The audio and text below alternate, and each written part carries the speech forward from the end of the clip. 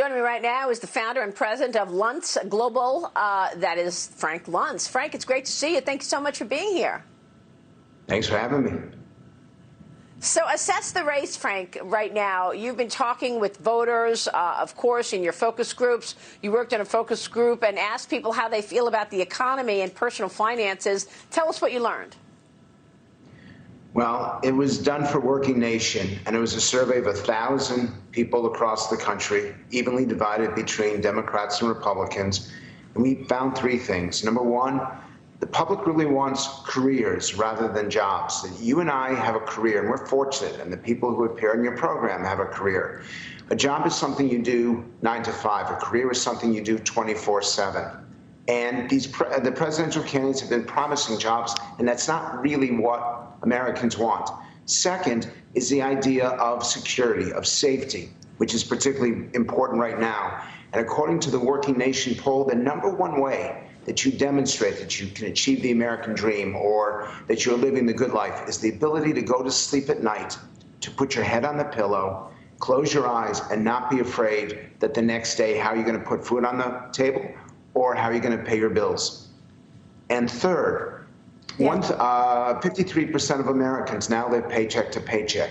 And this is a challenge for the president because the economy did take a significant dip, but it's also a challenge to Joe Biden because the jobs seem to be coming back. Maria, jobs and the future of the workforce is not a partisan issue. Republicans and Democrats, it doesn't matter. Because if you're unemployed or underskilled or your job's been outsourced for automation or you lost it to China, you don't care whether they're Republican or Democrat. You only care that you have the skills and the abilities to get that next job and to have the career that you want. Working Nation is the foremost organization that is focused on the future of employment, and both Joe Biden and Donald Trump should be reading these results. Yeah, I think you're right, Frank. I think you're really hitting it on the head. But I just want to point out to the Census Bureau numbers that we got earlier in this week, which showed us that, in fact, income inequality was actually narrowing before COVID-19 showed up, with wages from the bottom end of the scale actually moving up pretty significantly. Has that resonated with people? I mean, you look at every group, whether it's Asian, black, white, etc., all wages went up, and the rich actually were the laggards. It was the low earners on the scale that actually saw the biggest increases. You're correct, and I've seen reports that have underplayed that, and that's not fair to what has happened over the last 4 years. However, that was back in March, and we're now in September. Right. And the American people don't look backward. They only see things as they are. Donald Trump has only one more month where they're going to report the results before the public will come to the polls. And the question for them is not how is it now, but how it's going to be over the next year and the next 4 years. Joseph Pinion. Yeah, Frank, obviously, I think, we're talking about the economy. I think by every metric, you see, the economy is head over heels, the number one issue that swing voters in places like Florida, Michigan, North Carolina are polling on.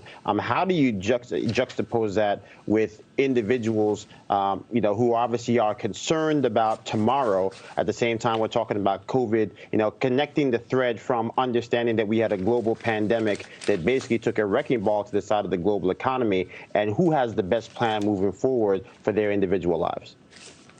Well, that's why the debates are going to be so important, because both candidates have to do a better job laying out not what they've done or what they support, but what's going to happen over the next 100 days and what's going to happen over the next 4 years. And second, according to the Working Nation poll, and I find this fascinating because it hasn't existed before, the public believes that the direction of the country is negative, but the direction for themselves is positive.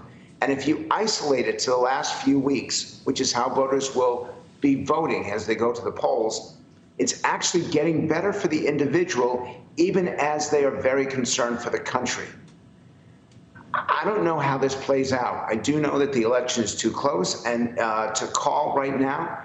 And I also know that those people who try to get a partisan advantage over the pain and suffering of the American worker is making a big mistake. because they will be punished in the end. They expect their governors, their mayors, members of Congress and Senate, and particularly the president, to get in there and help them get the skills they need. They're not asking for a bailout. They're asking for a hand up.